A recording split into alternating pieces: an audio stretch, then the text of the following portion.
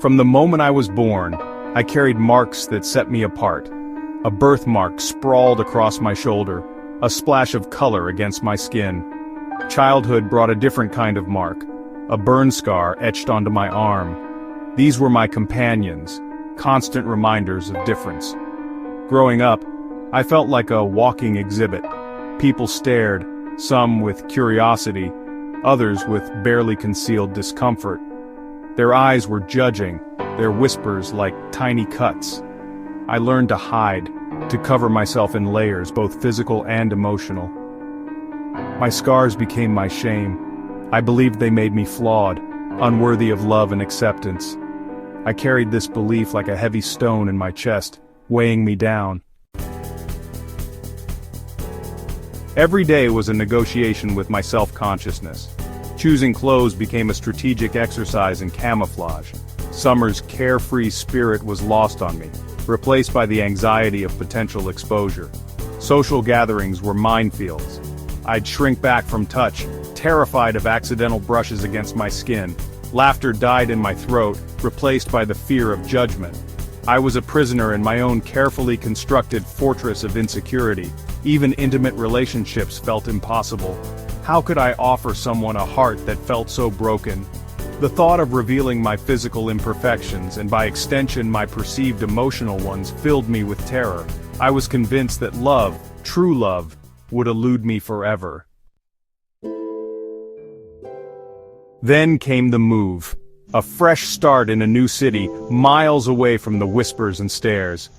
I told myself this was a chance to reinvent myself, to shed the insecurities that clung to me like a second skin. I started small, pushing myself to wear short sleeves, to embrace the sunshine on my skin. Each hesitant step outside my comfort zone felt like a victory. Slowly I began to believe that maybe, just maybe, I could outrun the shadows of my past. But the scars remained. Not just the physical ones, but the deeper, invisible ones etched onto my soul. I still carried the weight of every unkind word, every judgmental look. True freedom, I realized, wouldn't come from changing my location, but from changing my mindset.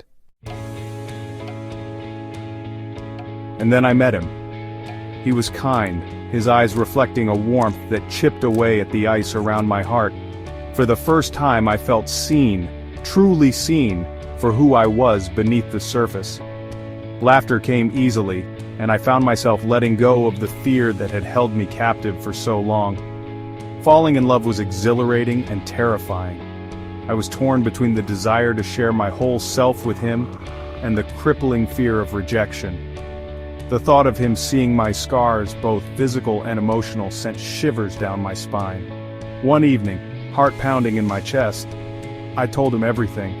I spoke of my insecurities, my fear, my shame. As his hand found mine, his touch was not one of revulsion but of understanding. He listened, not with pity, but with a compassion that filled me with a sense of belonging I had never known before. And in that moment I realized that love, true love, doesn't shy away from imperfections. It embraces them. It sees beyond the surface, into the depths of our being, and finds beauty in the entirety of who we are.